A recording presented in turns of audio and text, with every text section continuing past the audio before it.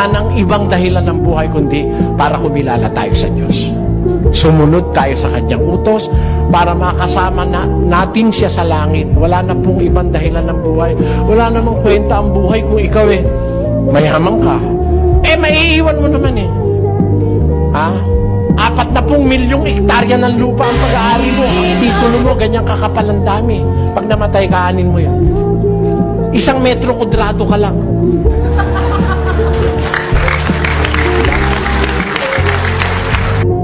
Minus God, then everything will be in vain. Alisin mo ang Diyos, wala na pong kwenta ang buhay.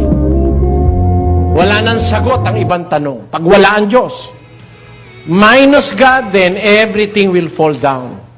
But with God, every question will be answered. Every problem will be solved. Come judgment.